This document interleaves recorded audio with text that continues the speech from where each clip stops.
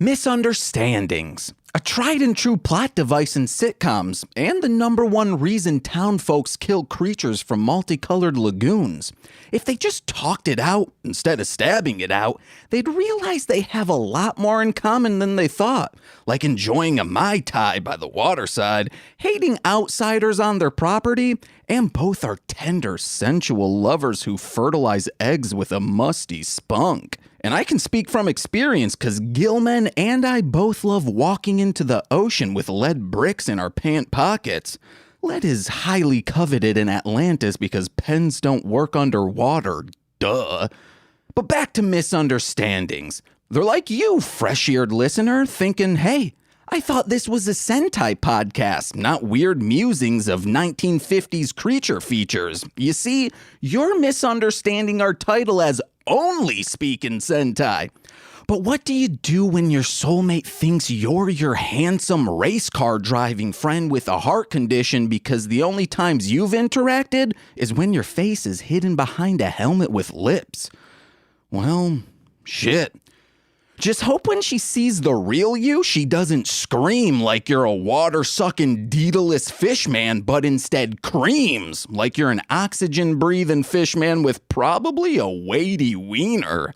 I think that's how those movies ended at least, but what I do know is this is how this podcast starts, because my name is James and only James today, and this is Mostly Speaking Sentai.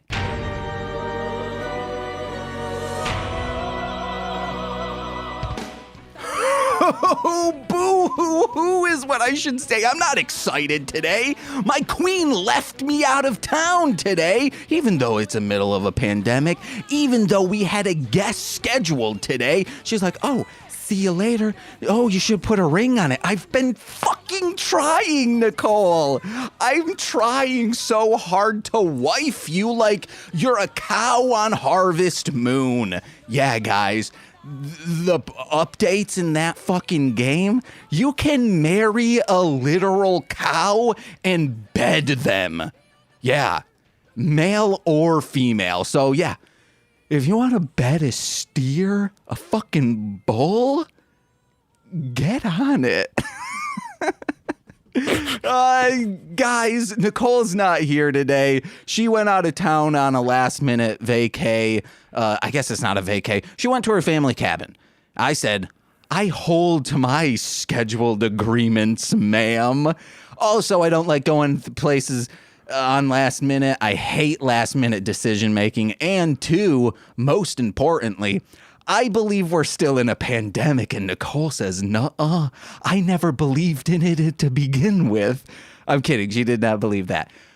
And we're both vaccinated, fully vaxxed, more than 2 weeks. Nicole got that one guy, the Janssen & Janssen one. I got the Pfizer. I'm pumped full of chemicals that'll make me strong one day. Strong in the grave, that is. It's been a long time since I got like suicidal on a podcast. That's pretty crazy. I made a commitment to Steve F out there that I would stop doing that. But, well, Nicole's away, your boy will slay himself all goddamn day. But let's fucking, you don't want to hear, this isn't talking about Beyblade the first 20 some episodes, actually the first 15 episodes, I don't know. You want to hear a guest, not just me. You're probably clicking off saying fuck this, but there's a guest listed in the title. I'll stick around. What if it's just me with a voice modulator? That'd be pretty funny. I would have fucking got you guys, but I don't want to do that work. You might know this person for their friggin' music, their electric dance music stylings, or if you're like me, you know him because your best friend is his brother from middle school.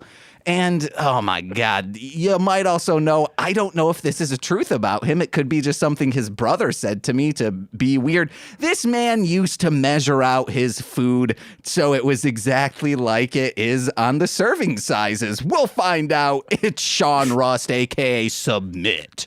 Hey, how's it going? It's going well. Is that a truth about you? It may be a slightly exaggerated truth, but I was a pretty eclectic and neurotic teenager. I'll just say that. Okay, all right. So it was almost there. A famous thing, at least in my household, is a old friend from elementary school said his brother likes to wear short shorts because he did. He wore the shortest of shorts. Ooh. And that he wore those because whenever he would like kneel down, he would like let out little poop pellets. And it wasn't until I was a teenager, maybe even an adult, to realize like, oh, that was a prank he was playing on his brother.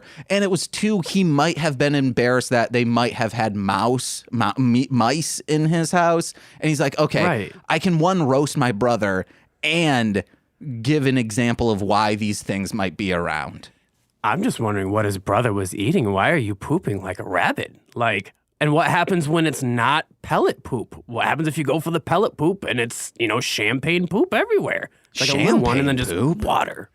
Oh, you've never heard of the champagne poop? No. It's where you have a nice cork of poop and then that cork of poop projectiles itself out of your anus and it is followed by pressurized liquid fecal matter. Oh, yeah. Is this something you get while you drink champagne? No, but it is akin to champagne like when you pop the bottle. Okay. It is just popping the bottle of your butt. Okay, yeah. I might eat healthy, bro. I've never experienced that. Hey, that's good. I was raised through the 90s, so it was nothing but McDonald's and processed food for the most part. Also, people who have listened to this for a long time are probably thinking, like, James, didn't 2 years ago when you started doing this and you didn't have a job, didn't you just eat nothing but dollar store mac and cheese that the cheese comes in a packet? And it's like, yeah, I did. And I never had the cork thing. It was just also I don't have a butthole on this show, so I never even had diarrhea. You are incapable of it. Yeah, I went through puberty. It sealed up. Don't need to worry about it anymore. Oh man, I was hoping that was going to happen to me, but nay. You got to be ladylike for it to happen. That's what I hear. Ladies don't poop. Ladies do not poop, nor fart, nor have any, human function whatsoever, for they are aliens. It's 2 girls, 1 cup. You better believe that was faked. That shit was absolutely not real. One man, 1 cup. Totally fake. Oh, yeah, 1 man, 1 cup. No. 1 man, 1 hammer, though. I believe that was real. Oh, my God. Yeah. Yeah, guys, don't Google anything we just said. Ever Google any of that. Never. Not even lemonparty.com. Don't go there if you're tired of high gas prices. I don't think I ever went to lemonparty.com. That is probably the best one I ever saw. I actually saw somebody have a billboard made that said, "Are you tired of high gas prices? Go to lemonparty.com." Hell yeah. You ever go to Meat Spin? Oh, Meat Spin? Oh, man. I was like, how high can I get this counter to go? Yeah. I thought it was a game. But in turn, it was just me watching Meat Spin and then looking at the counter and being like, wow, I can't get that part of my life back. Someone brought back Meat Spin, but it just gives you viruses, so no one go to meatspin.com. Oh, come on. I bet someone has on Pornhub, if you type in meatspin.com, it'll just bring that up for 30 seconds. Nothing was like early 2000s unadulterated internet before they were like, maybe we should do something about this. That's why Mortal Kombat is so graphic these days, because it's kids who were raised on rotten.com. They know what the inside of a human looks like. Absolutely. I remember when the FBI shut down parts of that because it showed an image of a man eating a baby. Whoa, I don't remember that. Why would they shut down? Yeah. No, hold on. I don't believe this. They shut down parts of it. I'm not even kidding. I went to, they crashed a link of it. And it came up with something. It was weird. Mind you, this was probably 2003. Okay. 4 when this happened. I wasn't yet on rotten.com. Yeah, so this was proto origins of that stuff. I originally got through there through a website called steakandcheese.com. No, I don't want to know. It was really innocuous. On the face, you'd go there and it was the most rudimentary site you've ever seen. Not the basic board format with just links, and they would just say words. You wouldn't know what it is. It could be a picture, an audio file, a video. and it just had a black background with orange hypertext words. And that's all the context that they gave you. And they'd be like, oh, springtime. And you click on this and you have no idea what the hell it could be. That's what I miss about AIM. Kids won't know. Like, this is the only thing that I was like, oh man, kids won't know the pleasure of this, is sending someone a hyperlink that's like myspace.com, but it just sends you to Meatspin because you can hyperlink it. Like, that's, there was, we at an old job had a chat system that would allow you to do that, and it was one of the funnest things to do. We wouldn't send people to Meatspin. It'd be like, hey, click on this, like it'll show you how to do this thing, but then it's just a Rickroll, things like that. Or the empty link was the funniest thing to do. They'd click on it. Just nothing. Yeah. That's that good shit, guys. And you would send this through your work? Yeah, it was called Pigeon. That was the chat service. Oh my! I believe it was like a multi-chat service. Like, you could do all, like, AIM, because AIM was still technically around back then. Like, all these chat services, Yahoo, could be filtered into it. So we just used that because it was multi-purposed. But then we started using Slack. Slack's fine. But it does. I tried so hard to figure out if we could code in hyperlinks, and it was a waste of the company's time, not a waste of my time, because I was getting paid. I mean, as long as you're getting paid, it is not a waste of your time. Yeah. All right, but let's get into this. Let's get the people to know you. We met probably 2005 because your brother, who has a famous quote from him, but I have never attributed it to him. I will not say, or I guess I can bleep it out. Your brother once said,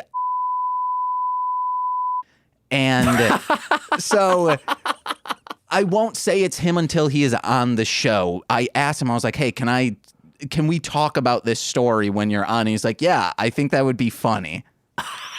And there's some things that I remember about you. Right. Mostly is one time I went to where you were living. I don't know if it was your house. Also, don't know if you are comfortable with me explaining details of this story. You were living with your former babysitter because you were dating.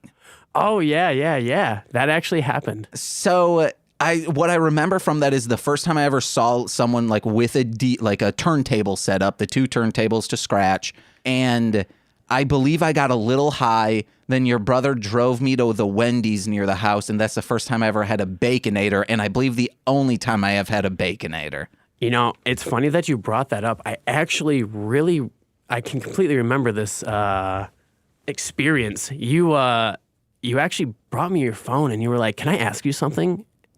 I'll never fucking forget this. And I was like, if it is very offensive in the way, because I used to be like, hey guys, if you could have sex with a donkey, would you? I used to in high school say things like that. So I hope it's not a dumb shit, an edgelord thing I did. It may be something akin to that, because I am almost certain that you were like, is my semen supposed to look this white? And you showed me just this blurred out white picture, which I'm just going to assume was that.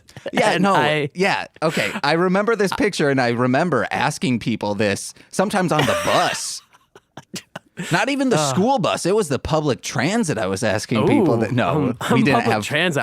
We didn't have public transit in Muskegon back then. No, nothing like sitting on a bus that smells like piss. Asking people if your semen is supposed to be this white. It's just so white, guys. It's whiter than my skin.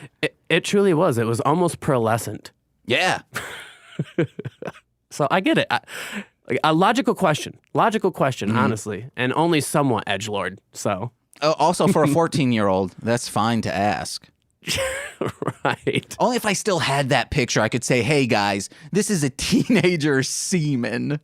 I don't know if you could. I don't know if you can show that anymore. I believe that's. I don't think you could do that. It's mine. I think it's fine. You know what? There probably is some subsection somewhere in some law that's like, if it's your own picture of your own semen. Then because technically, semen isn't inherently sexual. No, it's not. It's your gamete. Yeah. It's your reproductive, At first, I thought you said organic, and I was like, yeah, it is organic. Oh. Organic is what I'm trying to say, but it does also sound like orgasmic. It is. It's organic, orgasmic. That sounds like a fun brand. But sometimes sometimes it just squeezes out of people. It does. Sometimes it just... We actually might need to stop this semen talk because I believe last episode Nicole and I went into like man-eating semen talk. So let's go back from this because I was like, yeah, we can't talk about semen again. It's so easy to get derailed. Yeah.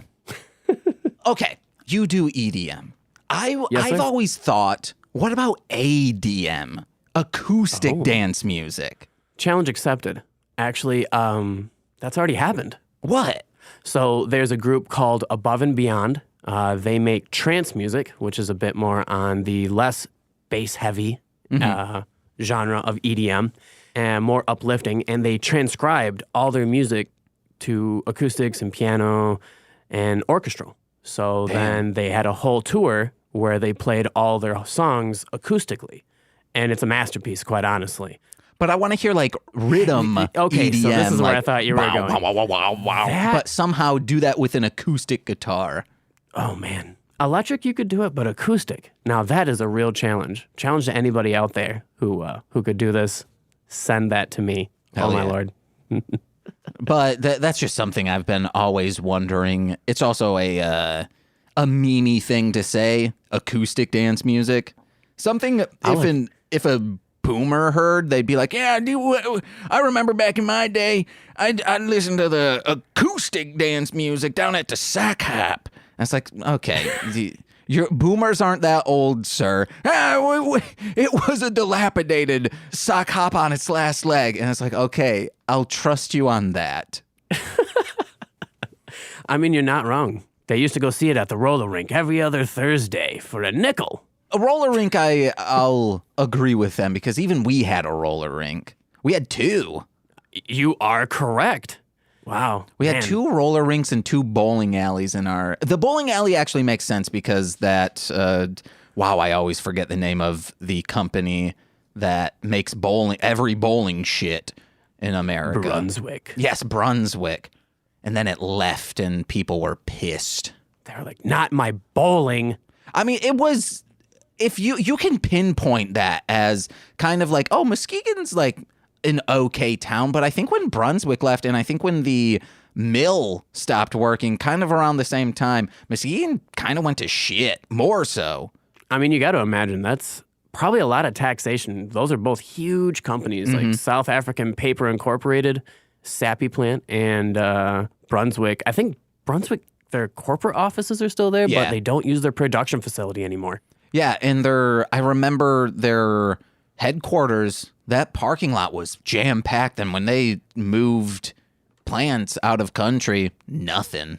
Right? Look at the old Knoll building downtown by like the marina and by the old YMCA. It's part of it, I believe, is the Watermark now, which is like some apartments, and the other 2/3 of it are still just a dilapidated old warehouse / industrial building. What's that building that's like slanted? Oh, what?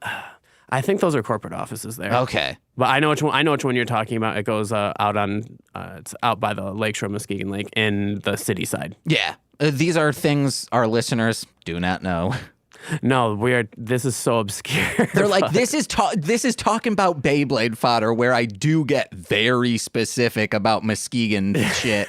Because generally it's just me on that podcast. And then like when MC Deep was on there, we started talking about things I cannot say on not behind the paywall stuff about Muskegon musicians. And I mean, some of the things I say are about good people who just at the time were very bad at music. And I don't want them to feel bad about that. But he's like, wait, James, stop. This is so specific. No one knows what we're talking about. And I was like, but this is usually what I do. Might be why I'm not successful. I think a level of awkwardness in your music is just kind of something that you have to grow into. And I think it's part of, the creative process of discovering who you are. Like a lot of us start by trying to emulate, those that we look up to the most. And then we're like, damn. I can't sound like them because I'm not them, and it sounds like shit. you're also like in a group where like your friend sounds like a 9-year-old girl, and this is what someone said in a MySpace comment about me, sound like I have cum in my throat. Why? Why does it always go back to cum? I don't know. There was a specific person who their brother, like someone, it was Thomas Riddle's brother. You might have known his brother. He was probably more towards your age. He said that Dakota sounded like a 9-year-old girl, and I sounded like I had cum in my throat. What an endearing comment. Like, it has I just still remember lasted it through the ages. to That's what I'm this saying. It day. has just lasted through the ages. So shout out to you. I don't for that remember the timeless other comment. bad comments if we ever got any of them, but that was also like in the beginning. They were like, "Oh man, these dudes sound like they have cum in their throat." Why does this 14-year-old boy sounds like he just got done jacking spermies down his gullet? Jacking spermies down his gullet. That would be a timeless comment. What did you Also, what time period is this person from? 2004? Oh, okay. 2006 technically. Yeah, so I was like 18, 19 around that time. But you probably heard, like, Dakota probably said, "Hey man, check out our music." Oh, I quite remember the genesis of both of you making music together and independently. Lunatics of Ski Town is what we went by. I know. It was so Right? terrible, so bad.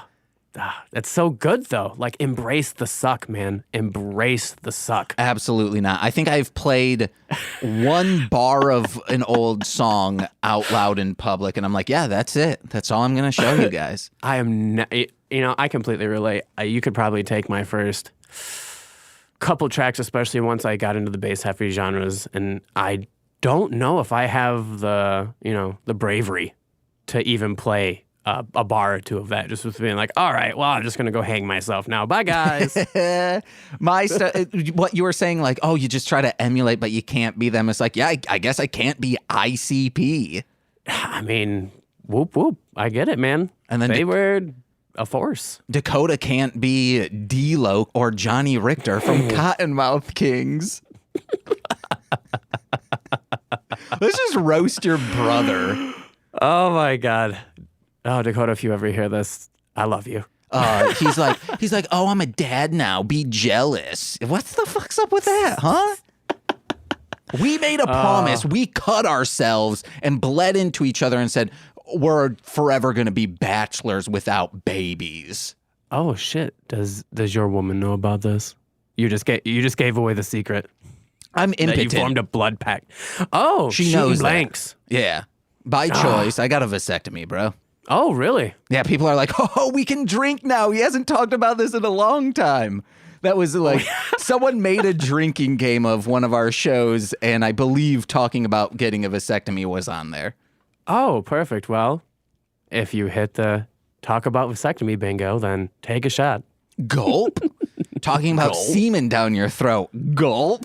Gulp? Anytime cum is mentioned at all. Gulp? Oh, no. The sound of semen going down my throat. Gulp? Last week we didn't talk about semen. We did just talk about sperm, who are like dog size and man-eating. So yeah, and we're talking about the difference between the transporter and the transportee. Yeah. I'm terrified of having a child. You know what? I feel the same, which is why I've made it to 34 with no children. And my brother is 5 years younger than me and has like a 4-year-old. You gotta get a vasectomy, dude. It's great. Snip, snip. It's fun. It's a cool story to tell, especially when you're 24 years old. You know, honestly, you should be a spokesperson for vasectomies. I should. I could just see you just be like, get a vasectomy. It's fun. It is. Just like, it's a great smile. Thumbs up, guys. You know, go out there. It's just a snip. 45 minutes. Even if you're using 2 forms of birth control like I was, there's still that thought in the back of your mind like, well, what if something happened? But then you don't need to worry about it once they say, you're shooting blanks, kid. Right. Because it's just nothing.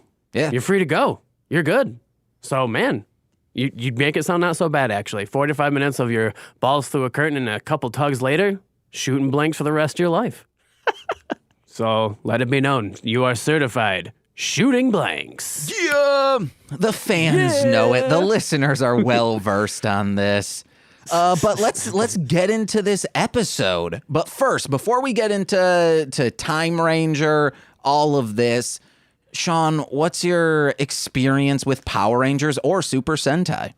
So I was honestly really stoked about this. My experience is pretty much your typical 90s kid experience with Power Rangers. You know, I got the American version, which I didn't, honestly, as a child, I didn't even realize that Power Rangers was a Japanese repacked show at all. Like, and I have no idea, because watching it as an adult, you're just like, wow, their mouths are not even coming close to fucking matching what the hell's going on. But, I mean, I love that show to absolute death, but discovering the Sentai and like all the actual Japanese arcs of it were, it's a completely different show for me. Way more mature. Yeah. Way more mature. Less, a lot more interesting, honestly. Yeah. So I was really stoked that you sent me this. And also, thanks for showing me where I could watch more episodes of this on my own volition, because I'm definitely doing that. Hell yeah. We highly suggest Ranger. That's the first one we started out with. It also, a lot of it didn't, especially like the suits, didn't get ported over to Power Rangers, because at the time they took Ranger to make Mighty Morphin, and they realized after they filtered through all the episodes, they're like, well, we can't, these suits are iconic. They were afraid kids would, one, stop watching, and toy sales would go down if they changed the suits, until they realized, oh, we can just always have new toys if we were to change out the suits every season. But Ranger was followed by Ranger, and they used some of the monsters, and the White Ranger, the Tiger Ranger, is from Ranger.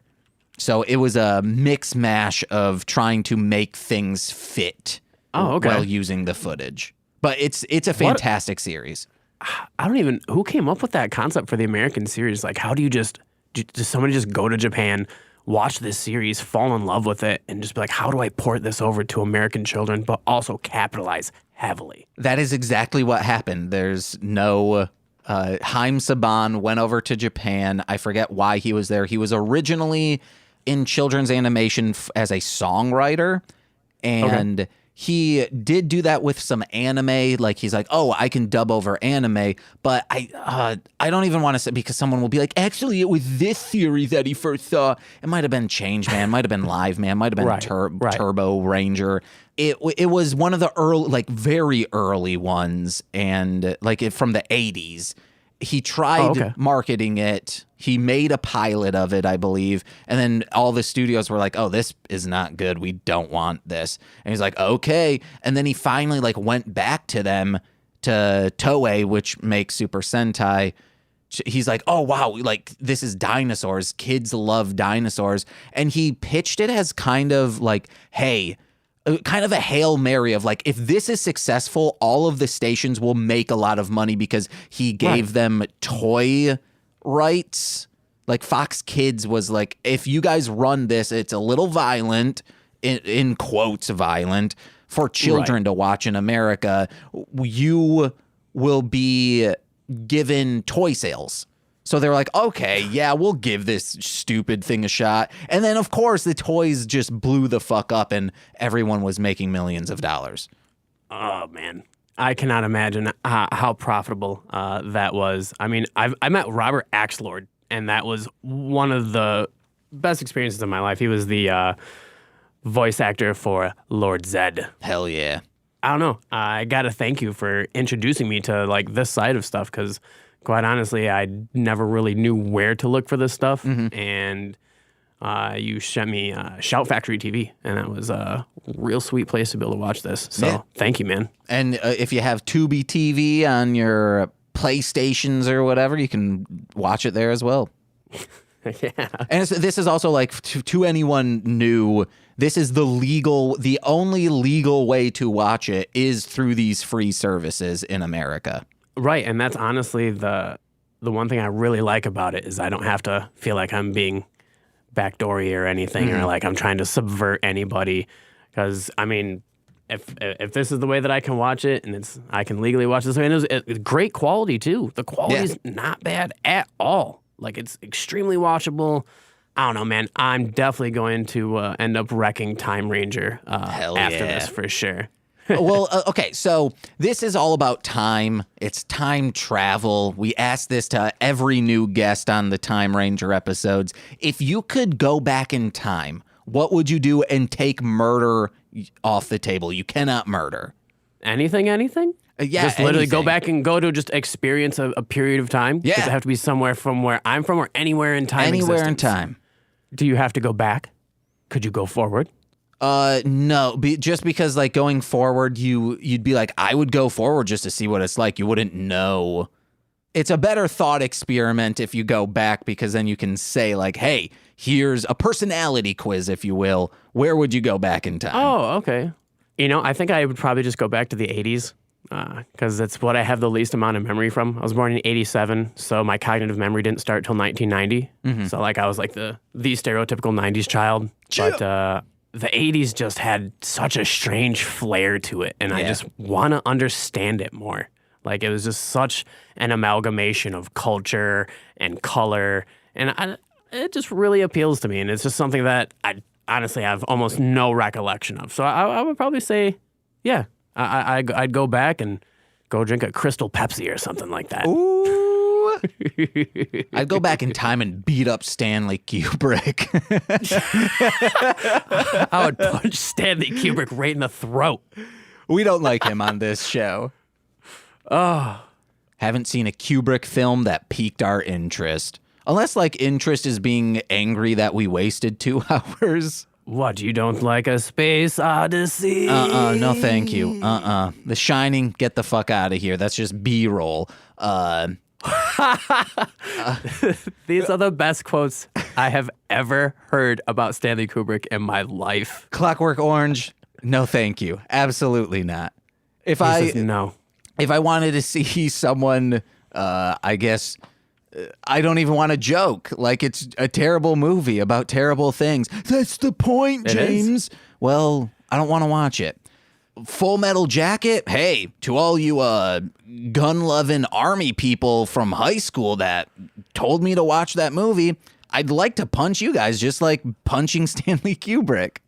You know, honestly, that was the first rated R movie that I ever saw. Whoa. And I was just like, why the fuck am I being shown this? I was probably like 6. I'm like, first of all, my caretakers need to be fucking hit. This is definitely not something to show a child, but it is, you know, you're not wrong. It's a super particular taste. It truly is. And I went to school for film. I got my associates in that, and it honestly just ruined all that type of shit for me. Like, whether you like it or not, film is just shit, man. It's just honestly either devoid of most original thought these days or a bunch of self-masturbating. Nah, man, I love film these days. You got WandaVision. Really? You got the Addams Family 3D animated. Addams Family 3D animated. Now that sounds like a gripping tale. It is. It's very good. Sonic the Hedgehog. What the hell are you talking? The Oscars snubbed Sonic. It was the only movie of 2020, and people are like, "Oh no, sorry, it was the highest grossing movie. It's not even in our minds right now." Shut up, Academy. That's how you know they fucking suck. They hate animals, and above all else, they hate goofball comedies. I mean, people literally bullied them into changing Sonic last minute. I think the reason why it succeeded. It was a gamble. They made back all of their money. James, I think you're onto something here. There may be a conspiracy against them. Just they're haters. The Film Actors Guild and all of them, they're just not having it. They Oscars should have at least been given a honorary award of hey, for technical feats or an appreciation of film and the fans, because the fans are the film going public. They should have gotten something. But this is a good question. Everyone at MSS Pod, let us know the first rated R movie you saw. Mine, I don't know, because my Nana, my grandmother, she would do HBO for like a month for the free stuff and then just record everything. So we would just go through all of these movies. It could have been Spawn. I don't think Weird Science is rated R. That might be before PG-13. I think that's PG-13, but that's like Weird Science is like that 80s PG-13 to where, it's basically R. Yeah. It could have been RoboCop, which it might have been RoboCop 2 because isn't RoboCop 1 like very violent and RoboCop 2 isn't that violent? Who knows? I don't know. I remember the RoboCop movies being one of those just stereotypical 80s run and gunners. It's just like hyper masculine with a lot of fucking bullets. Or it could have been the Tales from the Crypt movie, like Demon Knight. Oh, okay. Another good series. I don't remember what it is. I think the first one I saw in the theater. Oh, the first one I saw in the theater was Freddy vs. Jason. I'm positive of that. Unless Passion of the Christ came out before that. Was that rated R? Yeah, Passion was rated R for violence. I mean, rightfully so. It's a snuff film. Yeah. A man gets murdered. In front of everybody, exhibitionist style. Also, like, it's so sensual. Those ripped fucking abs, those cum gutters become blood gutters. Right? Oh, my. I love Jesus's blood gutters. Right? I didn't know Jesus was that fucking ripped, also shredded. Oh, my God. You know what he's packing underneath that. I got a real passion for my Christ. I'm impassionate about him.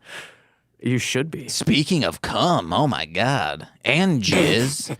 All of it. If you go to church and you are attracted to men and you're in your formative years, seeing that probably is very conflicting of like, this is this hot ass dude but he's on a cross and he's bleeding and has a crown of thorns. White Jesus is a weird guy. Yeah. They made him super sexy and just real appealing. He's just like, hey, I'm your friend, buddy. I know my dad was super evil to all you guys, but I'm also him, but we're friends. And now I'll die for all of you. And also all churches are haunted. Right? I do believe when I go for walks at night, there are so many churches in Chicago. And oh, absolutely. Off the beaten path. So like you can be going down a residential area and then there's a church and it's like I go onto the other side of the street because from an early age while doing Boy Scouts at a church, it was like the communal areas where we did it, the Boy Scout meetings, and then if you turn a corner it's the huge cathedral and that shit terrified me at nighttime.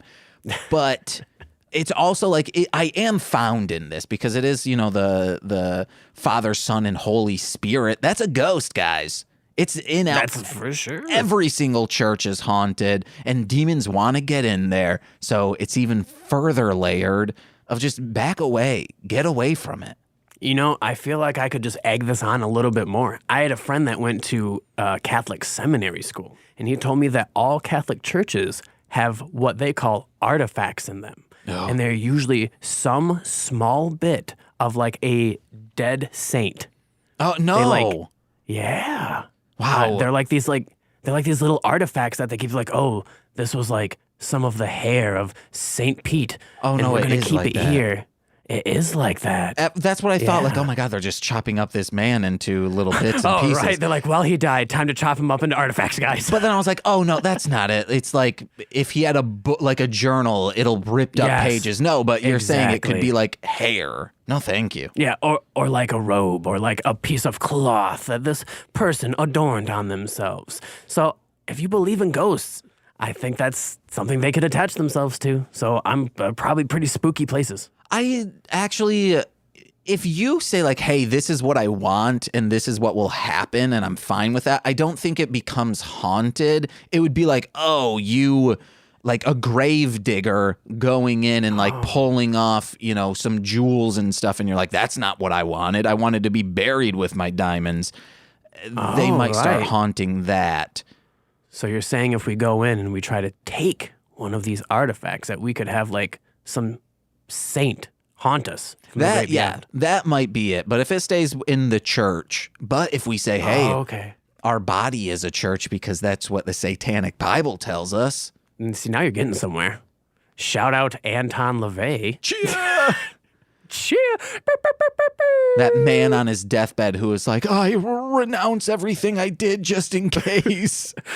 I was coward. Just kidding. I was just kidding. An absolute coward of a man.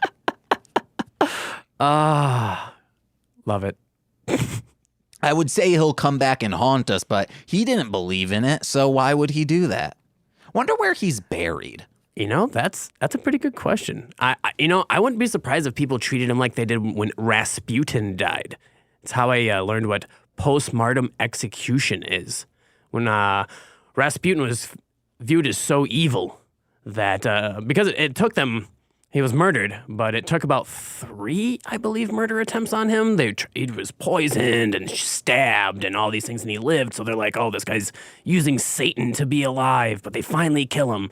And so they dig up his body and dismember it and then burn it. And they're like, okay, now he's definitely not coming back. Damn, that's like what they did to Lenny Bruce. You're like, James, that's not at all what they did to Lenny Bruce. Technically, they did that, but of his character? Because they took pictures, like the police took pictures of him and like put needles in him and shit. Whoa. Wow, that's some Photoshop right there. We're like, oh no, we're going to put some needles here, sprinkle some crack on him. Perfect. Yeah, no, that's truly what they did. Because they didn't like him. Is this common knowledge? To people who like Lenny Bruce, it's common knowledge. Wow. Or to people who like comedians who liked Lenny Bruce and wanted to get into Lenny Bruce because the comedians talked so highly of him and then listened to him and he's like, this isn't funny, guys, especially his later material. It's kind of like G.G. Allen, how he would just start screaming about the police, but in no artistic way. Oh, G.G. Allen is both completely artistic and completely devoid of art at the same time. Yeah. It's quite a conundrum. Also, didn't you guys make a coloring book for G.G. Allen? I seem to remember somewhere in the recesses of my mind that was a thing. Yeah, Nicole and I did that. You can go over to darlinghomebody.com and download a PDF of it for, I think, like $5. Do it. Because Nicole, even though it sold so well around Chicago and all the stores, but Nicole's like, I don't want to deal with copyright stuff because G.G. Allen's brother is litigious sometimes. Oh, okay. So she's like, I don't want to deal with that, even though it sold so well. I thought it was a great idea. It looks great. Mm-hmm. Seriously, you guys should check it out. Damn, now I kind of want to get it myself. Do it up. Do a little bit of GG coloring and some murder junkies. Yeah, but we do need to get into this episode. Today we watched Case File 35, I think, of Timeranger, entitled By Some Honesty or something like that. You guys, it'll be in the episode description. Quick rundown of it. Honami, that's who Doman has been pining over. She thinks he's Ayase out of the Yellow Ranger, but she loves the Yellow Ranger, loves his personality. But he's like, oh no, she thinks I'm you, Ayase. And then there's this guy who steals a bomb. They have to carry it, and then he ends up protecting Honami from the bomb that didn't actually explode. And then she's like, you are the Yellow Ranger, aren't you? And now they're in a relationship, walking into the sunset. Timeranger. So what'd you think of this? I actually really liked it. And it is season 1, episode 36, By Keeping Honest. Oh, thank you. Technically, no problem, man. In Super Sentai, I believe this was like season 30. Season 30? Yeah, this has been going on for, I think, now 45 years. What? Yeah, 50 episodes pretty much every single season. That is amazing. Yeah. It's like, how do you even get that? Is catching up at this point seems arduous. It's like watching One Piece all over again. There are a lot of people who will post on the subreddit for Super Sentai and be like, yeah, guys, took 2 years of me watching, 5 episodes a day, but hey, finally got through. Here's my ranking. And it's like, okay, wow, you Was it worth it? Especially like some of the seasons aren't for everyone. I believe that. I'm not saying there are bad seasons, but there are seasons it's like, I'm not into this. No one, I think, would love every single one. If you're watching this and you get 4 episodes in and you're like, this isn't for me, don't keep watching. He's like, it's not going to get better. No, I'm just kidding. It's really good. This episode was really fun. I had to watch it like twice because this was the first episode of Timeranger that I've ever seen, and getting myself associated with the characters kind of took me a little bit, but I just kind of like just how it's presented, and it's a nice combination of action with some romance and some weird comedy in there. I remember there's this scene in the very beginning. Oh, I cannot remember her name. The love interest. Honami. She's going out to eat, and there's just like, about a 5 or 6 second long where she's trying to eat this hot dog and read the paper at the same time. And it looks like she's just kind of holding it onto her face for a while. I wrote down that she is either a tiny woman or this is a gigantic hot dog because it's huge. It is so in all ways, huge. The bun is huge. Normally, if you get like a huge hot dog, the bun, like the hot dog will come out the ends of the bun a little bit. This was flush with the bun. The dog itself was thick. The bun itself was thick. Toppings and everything. I feel bad for this actress who had to be like, how do I balance this? Also, with just one hand, she's having to balance it. Exactly. She's multitasking, reading the paper and having what I assume has to be at least a foot-long hot dog. Like her hand takes up maybe 20% of the surface area of this hot dog. It is also, I will say, a weird way to hold a hot dog because she's holding it at like one of the tips. So it is like flopping over. Yes. It's like bring your hand just a few inches in, and then like the what do you call that? The center of gravity will be more balanced. I feel like she just took this take and held it like that and realized that she had to like push it into her mouth a little bit to hold it there. So she gets stuck in this like 4 or 5 seconds of balancing this foot-long hot dog with her hands in her mouth while reading the paper. That just stuck in my head so hard. I was like, this shot here alone is pure gold. Just because she could pull it off. It as awkward as it sounds, it wasn't that awkward. It just stood out to me so heavily just because I was like, how small is this woman? Then we see Ayase and Doman and Sion's also there. And Ayase's the like cool guy, the Blue Ranger. And in so many of these episodes, he is always running errands. Like he has grocery bags or is about to. And I was like, why is that? And it might just be because he's the only one who knows how to drive, even though they're not driving right now. You may be right.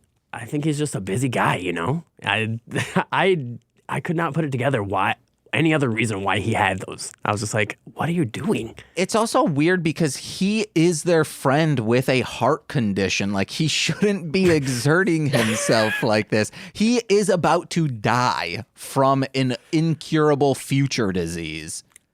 You know, I guess if there was a reason to YOLO or whatever, that's the reason. YOLO, guys, I'm going to the store every single day. Every single day. I brought snacks, as always. I bought a huge thing of probably tissues.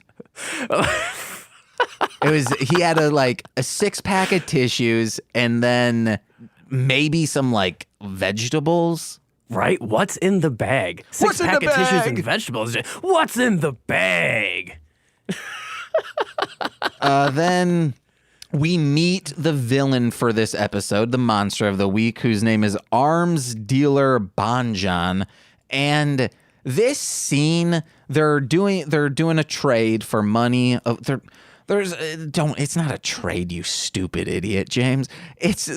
People are buying weapons of mass destruction from him, and there is someone in the shadows saying like, "Oh, I'm going to steal all of this shit from them. This is going to be the biggest haul I've ever seen. And makes a noise. And then they look. And then he does the piss porous cat impression. He just goes, meow. And then they're like, oh, it's just a cat. It's like, there's a season called Car Ranger that is comedic. Like, it is a screwball season. And that's some shit they would have done on there. It should not have been in here. Or the dude does it and they're like, that's not a cat. We need to investigate this. But this dude interfering with them saved the operation, because we find out that Time Fire, whoever I always forget the name of the defense force he works with. They plant, it's like a covert mission to find out where this dude's base is, and it's them acting like they are buying this bomb. So they put a tracking device in the money, but he said, hey, I'm going to count the money, the villain for today. If that guy hadn't stolen this, they would have been found out and they might have gotten killed. So yeah, this was a inconvenience and a sidetrack, a roadblock, but it did end up helping the mission.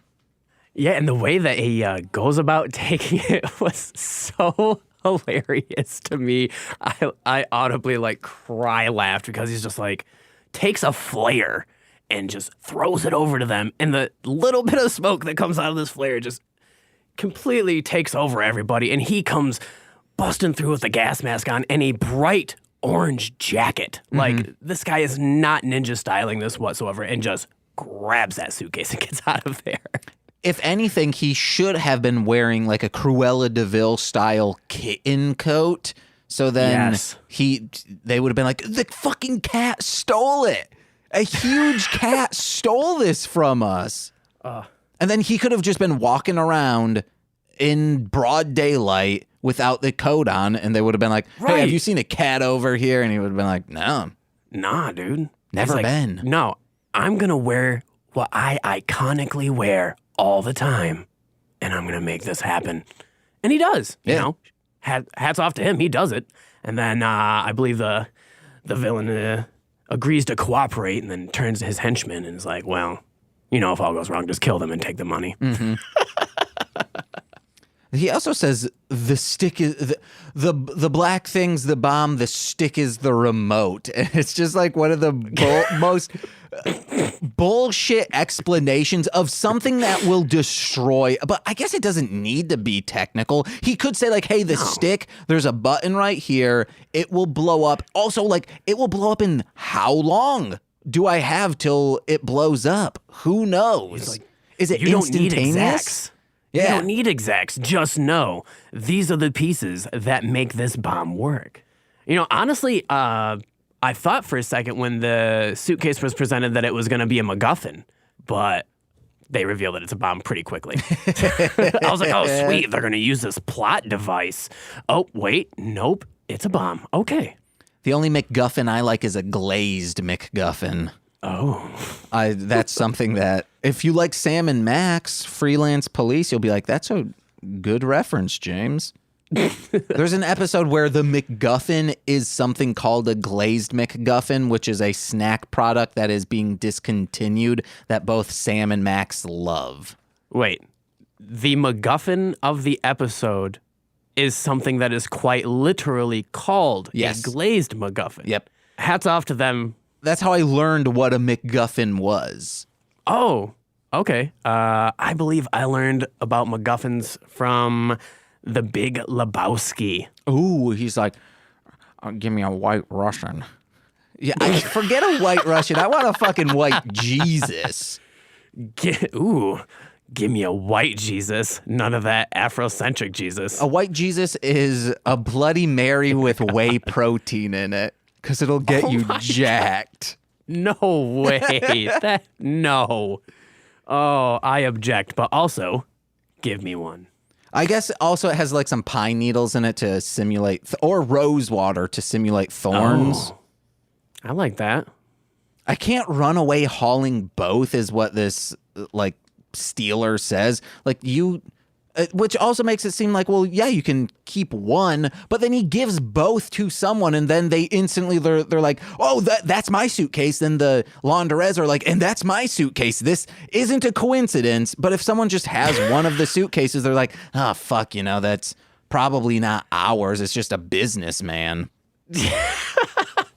Yeah, no, nothing special about this. And then, so there's the Zanettis, I think is what they're called, the like robot henchmen, kind of like the putties. Ah, yes. There's one that has just the littlest butt I've ever seen on a human. You're like, where did they find you? You have just the most micro ass ever. It's a Hank Hill style. They need a cushion to throw down whenever they sit. Oh my. I loved those characters though. They were just so animated. Mm-hmm. Could not be more awkward for being a bad guy, but my hat's off to them. When Ayase and Doman, they start getting beat up by random people in business suits, they're like, what the fuck is in these suits? The guy calls them after they scale this huge wall. They hop into a bunch of trash on the other side, and then this guy calls them and he's like, if you don't get here, there's a bomb in that, and I will blow this up. And then Ayase is like, oh, this better be a joke. And then he like breaks it open. They're off the phone. They open it up, and this is my comedy moment of this. Doman looks at it and then just like looks kind of towards camera, but not directly into it. And he just goes, seriously, what the fuck? Why? So defeated in that moment. They just spent such a long time in that pile of trash, and then when said suited guys come running up on them, they literally look them dead in the eyes, grab trash, and sink themselves into the pile. Yeah. And get away. Like when in a cartoon, when a bunch of it's a bunch of people fighting and it's a huge cloud, and then two people sneak out, and the people who aren't wanting to fight each other are still in this huge cloud of fight. Yes, yeah. This cloud of violence. That's what this was like. It was very cartoonish.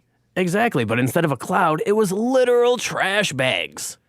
Then we find out that Time Fire, whatever organization he's working at, he pulls off like a prosthetic mask, and it's like, this is Mission Impossible levels of fuckery going on.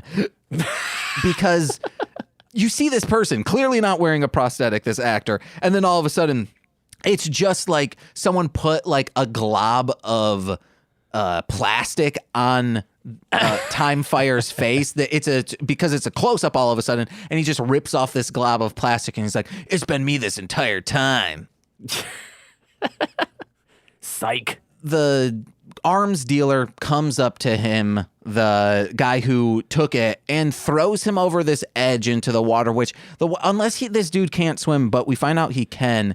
There's not any other reason to drop into the water and make an escape, but he starts like poking him and like to tickle him to like get him to. That's what I was saying. I thought he was gonna fucking tickle him. I was like, is this guy like tickling him? You have every option in the world at this point. Mm-hmm. And he just is like, let me just like poke you a little bit. Not like go for his hands or like anything that's like some Lion King moment where, he's just like ready to throw him off. He goes up to just pokes his body a couple times, mm-hmm. and then he drops into the water, and it doesn't even seem like it was that far for him. Yeah. like this was the danger element just completely diminished. He also is in the water still at the end of the episode. Like, he's near docks. You can easily, like, there's generally ladders on docks and stuff. Just climb Absolutely. up. Yeah. I mean, I think there was like large cruise ships and stuff in the background. Like, he's in a port. Like, this is like a port area. Like, there's no reason that he should be stuck down there unless he's just like not wanting to go back on land. He's like, no, thank you. Mate. He's like, it's been a long day. There's nothing but death on land. I will stay at sea. I mean, he was literally getting tickled by a cockroach-looking guy. So, I mean, maybe he was like, I just kind of want to go for a swim, lays about a little bit in the water. Everything's fine. Mm-hmm. I got two more notes. The next is right after that. Time Red and Pink show up, and start fighting with the villain. And he says, don't underestimate an arms dealer. And I'm like, how does that fall into place? What is going on here? I guess it's because like, I will always have a weapon up my sleeve, but that's a weird thing to be like, don't mess with me and don't underestimate an arms dealer. I think I guess that's probably what they were going for. They're like, he's the guy with the guns, so never to mess with him. I would have loved it if in Endgame, Iron Man Tony Stark, like his mask comes off and he says to Thanos, don't ever underestimate an arms dealer, and then just blows the dude away. Oh, Mike.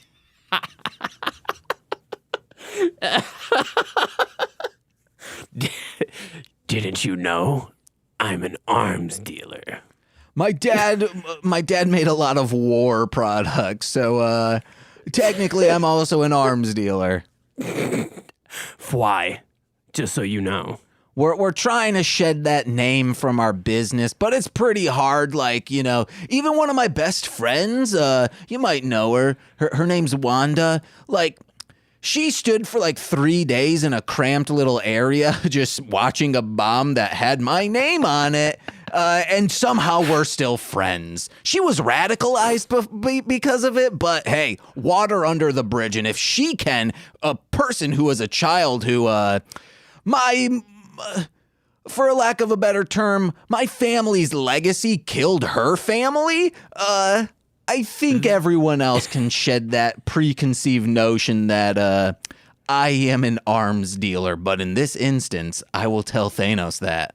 And then maybe like chop off his arms. That's what they should have said. And then, that's pretty deep water under a very dark bridge. Yeah.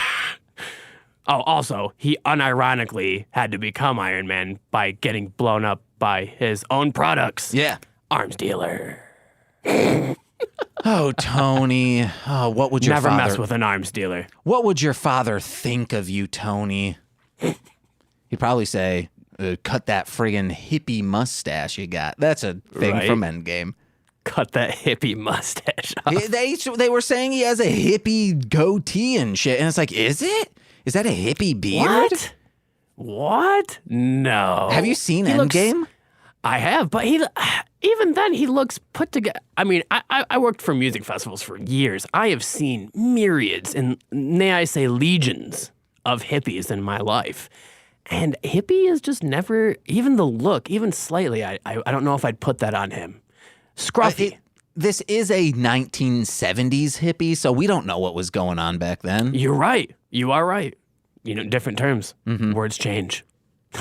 But, the feeling of being a hippie always remains the same, man. That's right, man. Peace, dodging love, the draft, going up to Canada, starting an improv theater with your friend who also lives there, coming back down to Hollywood to create albums and shit, and then becoming Cheech and Chong.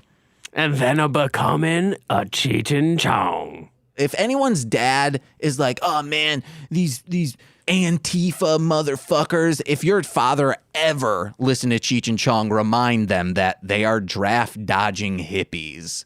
No shit. That is literally the genesis of them? Yeah, they, I forget who, maybe both of them went up, or one of them might have been from Canada, but went up to Canada, became... Chong, yeah. Chong's a dual citizen.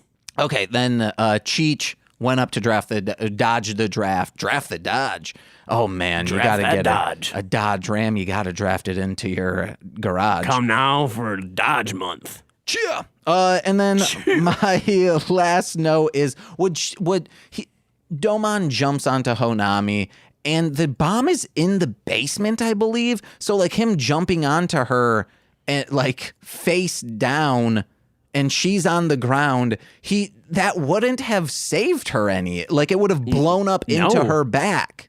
You are correct. It just looks good, But if you pick it apart, you're like, wow, that wouldn't have done literally anything. It's like you're going to be embraced while you die. Maybe the bomb was upstairs. We don't know. But if it's downstairs, it's not good for her. Yeah, I get what he was trying to do. It was selfless, romantic. And In the heat of the moment, his boner's probably pushed up against her. They start playing that like real nice symphonic like strings in the background. You really get that heartfelt feeling for it. He's like, oh, I saved you because I have the feels for you in a deep way. And she's like, oh my God, you're the Yellow Ranger. And he's like, yeah, you better believe I am. Heck yeah. Also, I got to comment on the fashion sense in this show. It is prime. Yeah. I am talking prime fashion here.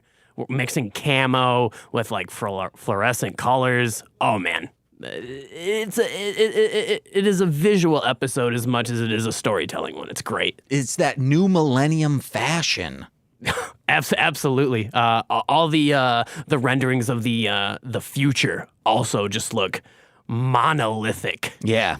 There's this interstitial in the like when it cuts to commercial, they show like ba-da-da-da-da.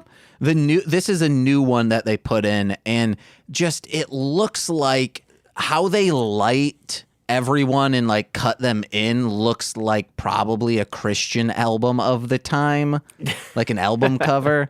But that's not here nor there. We're done with the episode. Woo! Unless you had any more notes. Nah, I think that about covers it. Thank you again for having me on and getting me into Timeranger. I am going to have a lot of fun with this.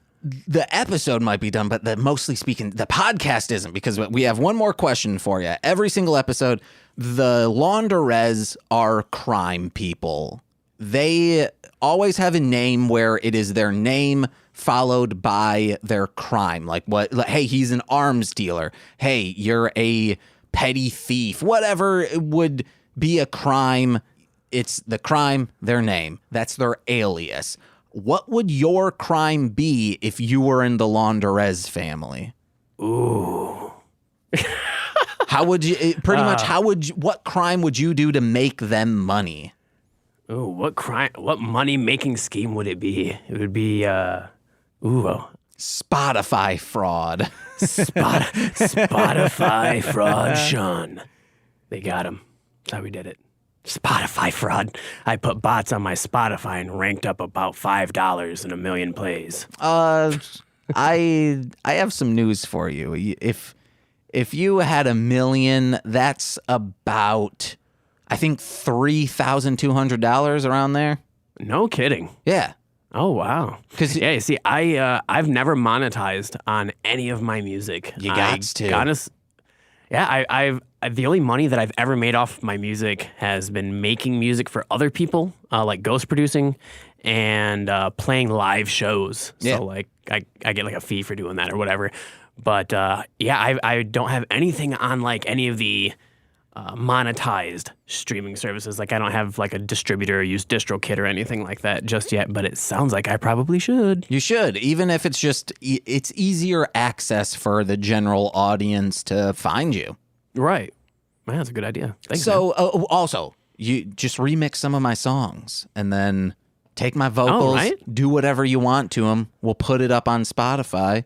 We'll do like a 70-30 split. You get 70, I get 30. You know, I do believe that you just put out and have been putting out free beats and free music for people to use. So I'll probably have to take advantage of that and send them your way.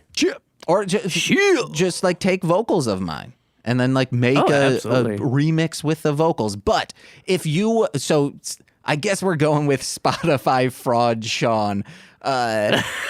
How would you use that to defeat the Rangers? Ooh, now that's an even more complicated question. So let's see here. How to use Spotify? How do you use Spotify cheating against the Rangers? How would you do it? It affects their algorithm, and it starts like either giving them if it starts giving them music that plays off their insecurities. Like if someone's really depressed and is about to kill themselves on the team, it will start giving them music to really push them towards the edge. Things like that. Or maybe radicalize them. It's like a psychological element. Yeah. Start feeding them Joe Rogan podcasts. Yeah, I'm gonna somehow just like take control of their digital media and just kind of like, no, this is what's going to be playing. And then they just won't be able to stop because they can't stop themselves from consuming their own media. Yeah, and then I'll just get into their minds. Not only like are defrauding Spotify, but you are manipulating the algorithm for everyone. Exactly. Yeah, it's deeper than just a monetary gain. It is literally like I am backdoor working Spotify against its own users and itself for my own gain. Hell yeah. Hell yeah. Watch out, Spotify. Hell yeah. Guys, that's an episode. Yeah. Sean, what you got to plug? Well, if you guys would like to check me out, you can check me out at soundcloud.com/IamSubmit. Please check out my tracks. If you give me even a listen, I'd love you very much. Thank you for having me, man. I really appreciate you. Thanks, guys, for listening to all my banter.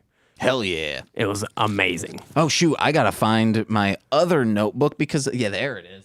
Well, guys, all I'm plugging today is This Movie's Gay. We're trying to get This Movie's Gay with Corwin and I, where we talk about queer cinema. I'm trying to get that to beat Mostly Speakin' Sentai's weekly listens. We were very close. I'm just trying to lift everyone up so we're constantly beating out each other, and then we'll all be financially stable. So check out This Movie's Gay. Wherever you're listening to this currently, search This Movie's Gay or head over to mlmpod.com for links to listen. But if you're feeling super generous, please go over to patreon.com/MLMpod, where you'll get exclusive Patreon podcasts every single Friday. We just put out an Engaged with Nicolas Cage that was very funny. We were talking about 1993's Deadfall starring Nicolas Cage. All the movies star Nicolas Cage because that's what the podcast is about. We're watching all his movies. Check out Talking About Beyblade, the Toku Reading Corner, and the Podcast That Be. Every single Friday, you get a new podcast that can only be found on patreon.com/MLMpod. It's $5. You get all of that. It's so good. But if you do $10, you get exclusive streams and watch-alongs, and you get a shout-out on every single free feed podcast. So let's begin with those. We have Steve F., Eric Berry of Ranger Command Power Hour, Alex Z., Orion, who is a rapper, check him out, D-F-O, Defo, Kayla, aka Two Grapes, Tyler Wright, Elliot W., who is an artist at Garlic Sunshine on Instagram, and Jordan B., the Chaos Witch. Thank you guys so much for listening. Thank you, Sean, for being here. Yeah, thanks for having me, James. All right, I've been James. And I'm Sean. And we've been Mostly Speakin' Sentai. Yay! See you guys. See you in class, bitch sticks.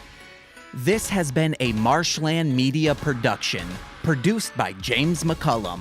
For more content, please visit mlmpod.com.